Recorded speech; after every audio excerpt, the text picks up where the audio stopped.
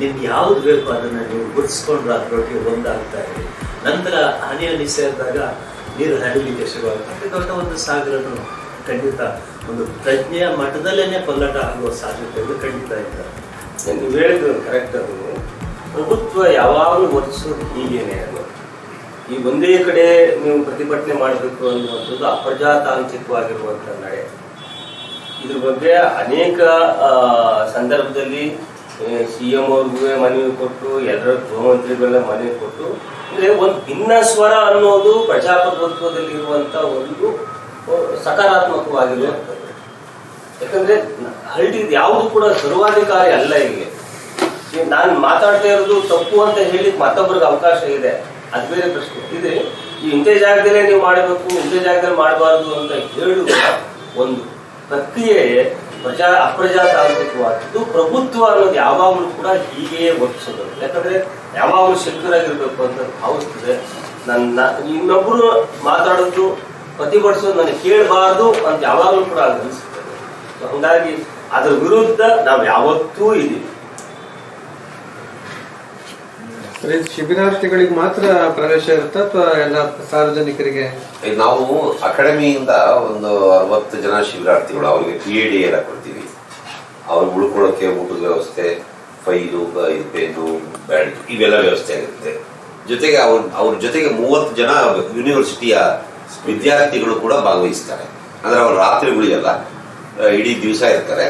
ಮುಗಿಸ್ಕೊಂಡು ಅವ್ರ ಹಾಸ್ಟೆಲ್ಗಳಿರ್ತವೆ, ಮನೆಗಳಿರ್ತವೆ, ಹೋಗ್ತಾರೆ. ಸಾರ್ವಜನಿಕರಿಗೆ ಯಾರಿಗಾದ್ರೂ ಬರಬೇಕು ಅಂದ್ರೆ ಬರಬಹುದು. ಅವ್ರು ಊಟದ ವ್ಯವಸ್ಥೆ ಮಾಡ್ತೀವಿ. ಬೇರೆ TADA ಕೊಡೋದು ಅದನ್ನ ಮಾಡೋಕ್ಕಾಗಲ್ಲ. ಭಾಗವಹಿಸಿ ಖಂಡಿತ ಇದು ಬಹಳ ಮಹತ್ವದ್ದಿದೆ. ನಾವು ಯಾಕೆ ಹೆಚ್ಚು ಜನರ ಕಡೆಗೆ ಹೋಗಕ್ಕಾಗ್ತಿಲ್ಲ ಅಂತಂದ್ರೆ TADA ಪ್ರಶ್ನೆ ಬರುತ್ತೆ.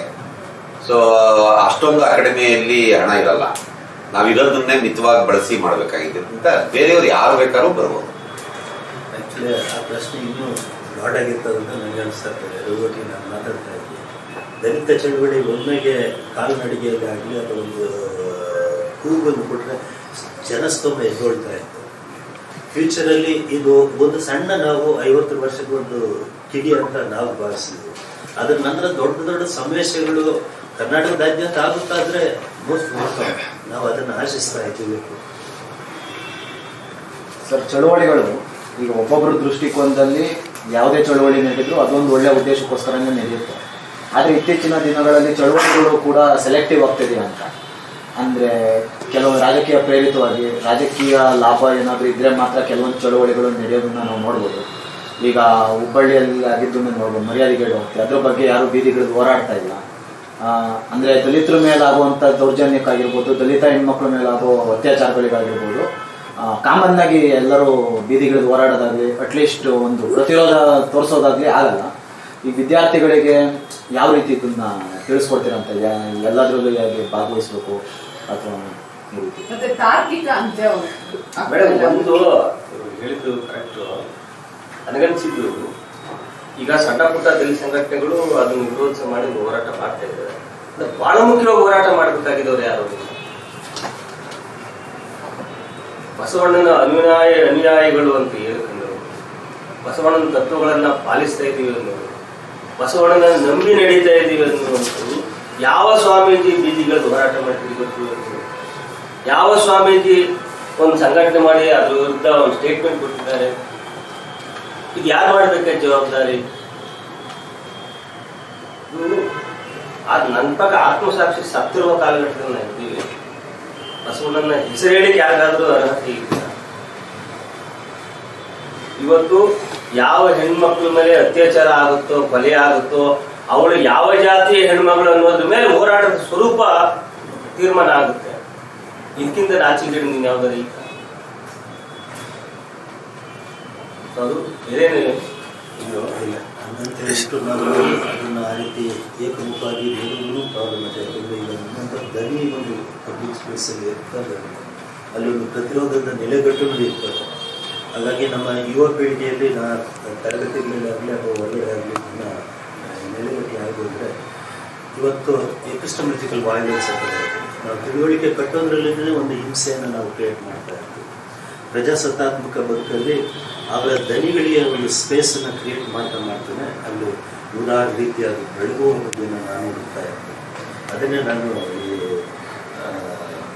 ನೀರಾವರಿ ಪುನಶ್ಚೇತನ ಸಂದರ್ಭದಲ್ಲಿ ಫಸ್ಟ್ ಆರ್ಡರ್ ಸ್ಟ್ರೀಮ್ಸ್ ಅಂತ ಕರಿತೀವಿ.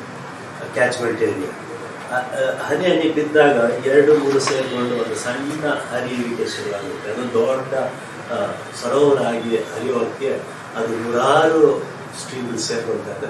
ನಮ್ಮ ಕಾನ್ಷಿಯಸ್ನೆಲ್ಲೂ ಸಹ ಇಂಥ ನೂರಾರು ನೆಲೆಯಿಂದ ಸೇರ್ಕೊಂಡಾಗ ಖಂಡಿತ ಒಂದು ಪಾಸಿಬಿಲಿಟಿ ಇರ್ತದಲ್ವ. ಭರವಸೆ ನಾನು ಕೆಟ್ಟ ಭರವಸೆ ಅಂತ ಹೇಳಲಿಕ್ಕೂ ಇಷ್ಟಪಡ್ತೀನಿ, ಬಟ್ ಆ ಭರವಸೆ ಇಲ್ಲ ಅಂದರೆ ನಾವು ಮುನ್ನಡೆಯಲಿಕ್ಕೂ ಆಗೋದಿಲ್ಲ. ಸರ್, ಅಂದರೆ ನಾನು ಕೇಳಿದ್ದು, ಈಗ ಮುಕುಂದರಾಜ್ ಸರ್ ಎಲ್ಲ ಕಡೆ ಮಾತಾಡ್ತಾ ಇರ್ಬೇಕಾದ್ರೆ ಹೇಳ್ತಾರೆ, ನಮಗೆ ನಮ್ಮ ಚರಿತ್ರೆ ಗೊತ್ತಿಲ್ಲ, ನಮ್ಮ ಕುಟುಂಬದ ಗೊತ್ತಿಲ್ಲ, ನಮ್ಮ ಊರದ್ದು ಗೊತ್ತಿಲ್ಲ, ನಮ್ಮ ದೇಶದ ಗೊತ್ತಿಲ್ಲ, ನಾಡಿದ್ದು ಗೊತ್ತಿಲ್ಲ ಅಂತ. ಈ ರೀತಿ ಜನಗಳಿಗೆ ಮೊದಲು ಅವ್ರ ಚರಿತ್ರೆ ಏನು ಅಂತ ಗೊತ್ತಿದ್ದಿದ್ದು. ಈಗ ಲಿಂಗಾಯತರು ಕೂಡ ಬಸವಣ್ಣವ್ರು ಹುಟ್ಟೋದಕ್ಕಿಂತ ಮುಂಚೆ ಏನಾಗಿತ್ತು ಅವರ ತಿಳ್ಕೊಂಡಿದ್ದಿದ್ರೆ ಇಂಥ ಘಟನೆಗಳು ಕಡಿಮೆ ಆಗ್ತಾ ಇತ್ತು. ಏನು ಮೂಲ ಹುಡುಕಿದ್ರೆ OBCಗಳು SC ST OBCಗಳೇ ಲಿಂಗಾಯತ ಯಾರು ಇಲ್ಲ. ಚರಿತ್ರೆ ಆಕ್ಚುಲಿ ಅವರು ತಾವು ಎಲ್ಲಿಂದ ಬಂದ್ವಿ, ಮುಂದೆ ಏನ್ ಮಾಡ್ತಿದ್ವಿ ಅನ್ನೋದನ್ನೇ ಮರ್ತುಬಿಟ್ಟವ್ರೆ.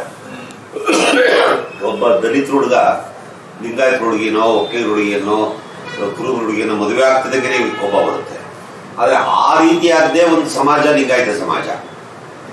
ಯಾವುದೋ ಕಾಲದ ಒಬ್ಬ ದಲಿತ ಹೆಣ್ಣು ಮಗಳು ಹುಡುಗನು ಮದುವೆ ಆಗಿರ್ತಾರೆ, ಇನ್ಯಾವುದೋ ಜಾತಿ ಅವರೆಲ್ಲ ಒಟ್ಟಿಗೆ ಸೇರಿ ಶರಣರಾಗಿರ್ತಾರೆ. ಶರಣ ಆದಾಗ ಈ ಮಿಕ್ಸ್ ಆಗಿರುವಂತ ಒಂದು ಗುಂಪು, ಎಲ್ಲ ದಲಿತ ಮತ್ತು ಶೂದ್ರ ಸಮುದಾಯಗಳು ಒಟ್ಟಿಗೆ ಸೇರಿರುವಂತ ಗುಂಪದು ಶರಣರದು. ಅವ್ರಿಗೆ ಅದು ಗೊತ್ತಿಲ್ಲ. ಅದು ಅವರಿಗೆ ತಮ್ಮನ್ನು ತಾವು ಬಹಳ ಶ್ರೇಷ್ಠರು ಅನ್ನುವಂಥ ಒಂದು ಇದರ ಮಾನಸಿಕ ರೋಗದಲ್ಲಿ ಬಳಲ್ತಾ ಇದ್ದಾರೆ. ಇಂಥ ವರ್ಕ್ಶಾಪ್ಗಳು ಏನು ಮಾಡ್ತವೆ ಅಂದರೆ, ನೀವು ಏನು ಪ್ರಶ್ನೆಗಳಲ್ಲಿ ಎತ್ತಿ ನೀವೆಲ್ಲ ಚರ್ಚೆ ಮಾಡ್ತಾ ಇದ್ದೀರಿ, ಇದೇ ಥರ ಚರ್ಚೆನ ಅಲ್ಲಿ ಬರುವಂಥ ಶಿಬಿರಾರ್ಥಿಗಳು ಮಾಡ್ತಾರೆ. ನಾವು ಅದಕ್ಕೆ ನೀವು ಗಮನಿಸಿರ್ಬೋದು, ಒಂದೊಂದು ಗೋಷ್ಠಿಗೆ 1.5 ಗಂಟೆ ಅವಕಾಶ. ಇಬ್ಬರು ಮಾತಾಡಬೇಕು, ಒಂದು 20-20 ನಿಮಿಷ ಮಾತಾಡಬೇಕು. ಆಮೇಲೆ ಒಬ್ಬರು ಅದನ್ನು ಸಮನ್ವಯಗೊಳಿಸ್ಬೇಕು, ಪ್ರತಿಕ್ರಿಯೆ ಕೊಡಬೇಕು.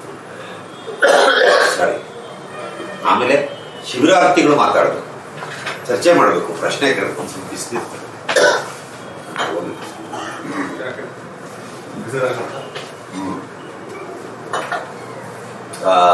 ಶಿಬಿರಾರ್ಥಿಗಳಲ್ಲಿ ಆ ಪ್ರಜ್ಞೆ ಬಂದ್ರೆ ಅವರು ಚರ್ಚೆ ಮಾಡ್ತಾ ಇದ್ದಾಗೆ ಈಗ ನಮ್ದೆಲ್ಲ ಮುಗೀತು ಬಿಡಿ, ಹೊಸ ತಲೆಮಾರು ಸೃಷ್ಟಿಯಾಗುತ್ತೆ. ಅವ್ರಿಗೆ ಇನ್ನೊಂದು ಚಳುವಳಿ, ಒಂದು ವಿಷನ್ ಇರುತ್ತೆ. ಅವರು ಅದನ್ನ ನಾಳೆ ಕಟ್ಟೋ ಕನಸು ನಮ್ದು. ಅದಕ್ಕೆ ಅವ್ರಿಗೆ ದಾಟಿಸ್ಬೇಕಾಗಿದೆಯಲ್ಲ, ಆ ಕೆಲಸವನ್ನ ಇವತ್ತು ನಾವೆಲ್ಲ ಸೇರಿ ಅಕಾಡೆಮಿಗಳು, ಸಂಘ ಸಂಸ್ಥೆಗಳ ಮೂಲಕ ಮಾಡ್ತಾ ಇದ್ದೀವಿ. ನೀವು ಹೇಳಿದ್ರಲ್ಲ ಬಸವಣ್ಣ ಒಂದೊಂದು 2 ಹೆಂಡ್ರು ಕಟ್ಕೊಂಡ, ಇಬ್ರು ಹೆಂಡ್ರಿಗೆ ಯಾಕೆ ಮ್ಯಾರೇಜ್ ಮಾಡ್ರಿ? ಬೇರೆ ಜಾಸ್ತಿ ಇಬ್ರು ಹೆಂಡ್ರಿಗೆ ಯಾಕೆ ಮ್ಯಾರೇಜ್? ಸ್ವತಃ ಬಸವಣ್ಣ ಅಂತರ್ಜಾತಿ ವಿವಾಹವನ್ನು ಮಾಡಿದ. ಪಾಲಿಗರ ಹರಳೆ ಮಗನಿಗೂ ಮಧುವರ್ಷನ ಶೀಲಿ ಮಾಡಿ ದಿಬ್ಬಣದ ಮೇನಿಯನ್ನ ಬಸವಣ್ಣನೇ ಹೊತ್ಕೊಂಡು ಹೋಗ್ತಾನೆ. ಮತ್ತು ಇಂಥ ಬಸವಣ್ಣನ ವಾರಸುದಾರರು ನಾವು ಅನ್ನೋದು. ಮತ್ತು ಈ ನಡೆ ಏನಿದೆ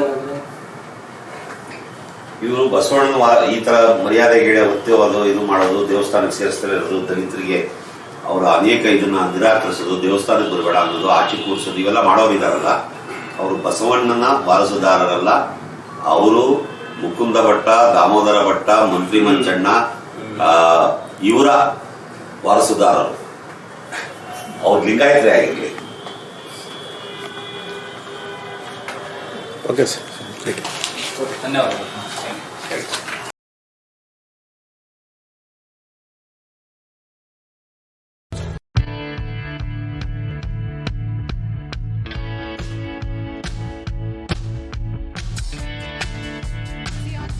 ನೋಡ್ತಾ ಇರಿ, ಸಬ್ಸ್ಕ್ರೈಬ್ ಆಗಿ, ಲೈಕ್ ಮಾಡಿ, ಶೇರ್ ಮಾಡಿ.